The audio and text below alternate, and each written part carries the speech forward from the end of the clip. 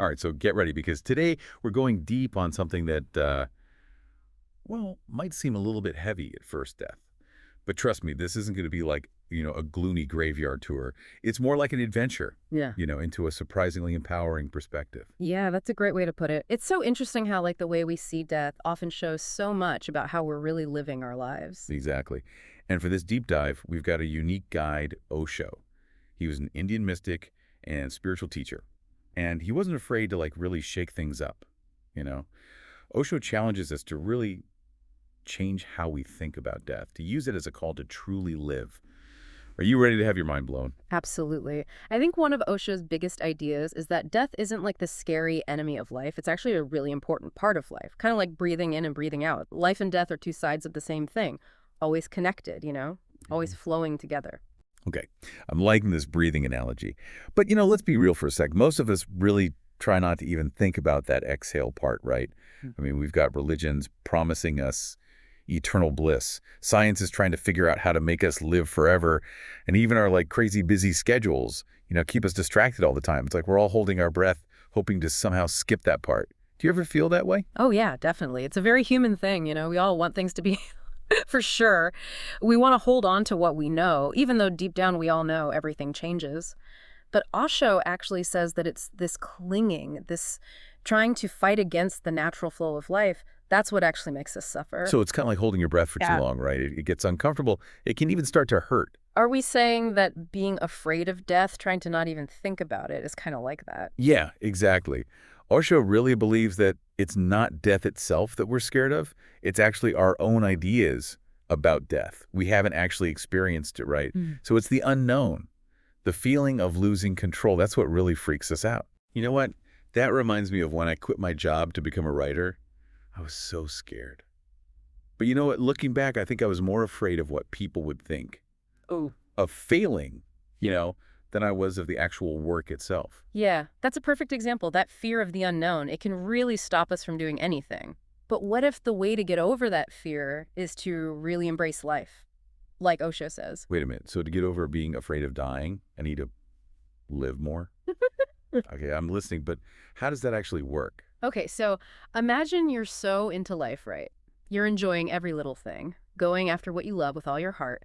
Death just becomes the next natural step, the last breath out. Not some scary ending, but a peaceful change. Okay, yeah, I'm starting to get it.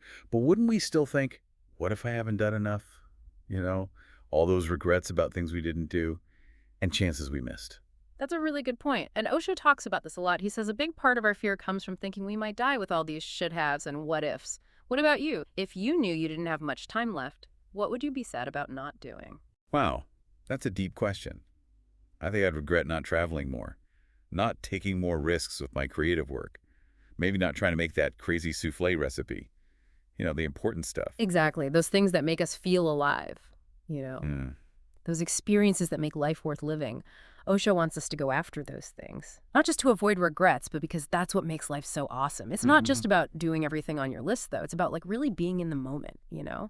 enjoying the simple things and chasing what makes your life feel like it has meaning.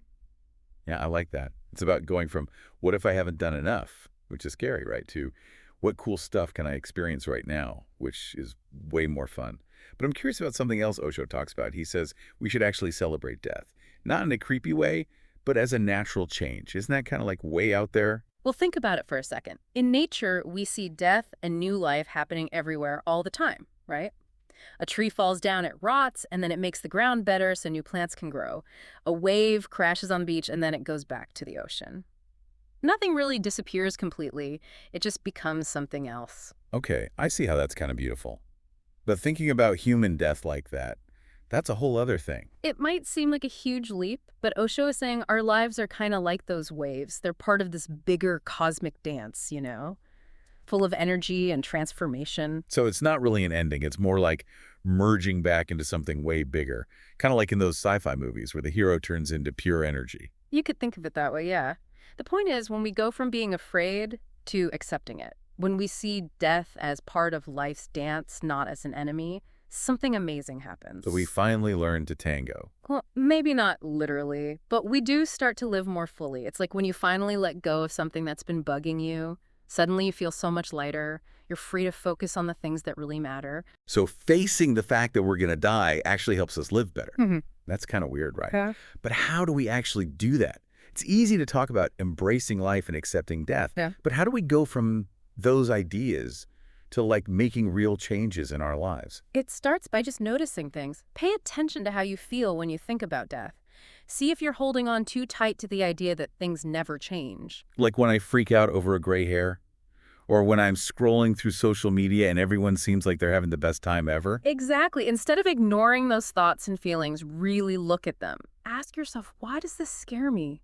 What am I telling myself about this? So it's like turning on a light in a dark room, bringing those fears out so we can actually see them. That's it. And once you can see those fears, you can start asking yourself if they're real, or are they just stories you're making up in your head? And that brings us back to what Osho was saying. It's not death itself we're afraid of. It's our thoughts about it. Okay, now I see how it all fits together. But I got to be honest. I'm still having trouble with the idea of feeling anything other than dread about, the end of everything. That's totally normal. It's Yeah. a process. It takes time to untangle those fears from reality. But as we do it, we make room for acceptance, maybe even excitement. Excitement about death. Now you're really getting radical. Are we talking skydiving levels of excitement or more like I'm excited to finally climb out my closet kind of excitement? Maybe not skydiving, but think of it as being curious about what might be after this life, being open to the mystery of it all. Ooh, the mystery of existence. I like the sound of that. So instead of seeing death as a full stop, it's more like a comma, a transition to something new and unknown. Exactly, and embracing that unknown can actually inspire us to live better right now. If we don't know what's next, we better make this life count. Now that's a motto I can get behind. Huh. But we're running out of time here. And I don't want to leave our listeners hanging with this live fully idea without giving them some steps to take. What can people actually do to make that happen? Well, there's no one right way to live a fulfilling life. But one of the most important things is connection. Connecting with yourself, with other people, and with something bigger than yourself. So that can mean like exploring your creative side, making your relationship stronger, finding something that gives you a purpose. Yeah, exactly. It's about finding what feels right for you and going after it with everything you've got. And that usually means taking risks, getting out of your comfort zone, and pushing yourself to grow. So it's like those fears we talked about before, but this time we're facing them in life, not death. Right. The more we face those limits, the more we can live fully. The more we can be open to the unknown, whether it's a new job or the big mystery of what happens after this life. It's all connected, isn't it? That reminds me of something Osho said about not waiting to be happy. We shouldn't wait for the perfect time to start living the life we want. He was so right about that. We always put off our dreams, right?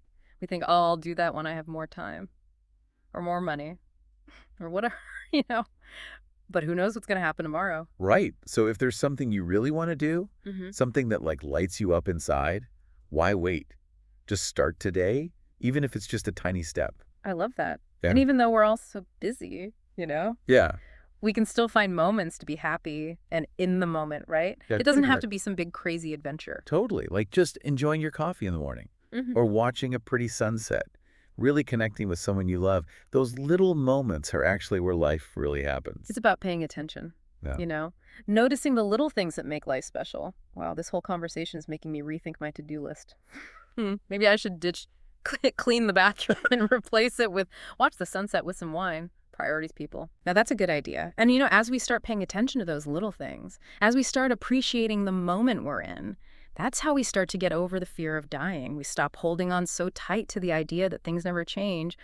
We start going with the flow of life, and we see that death is just a part of that. It all comes back around, doesn't it? Facing our fear of death by really embracing life. It's like Osho is saying, hey, the party's happening right now, so let's go dance.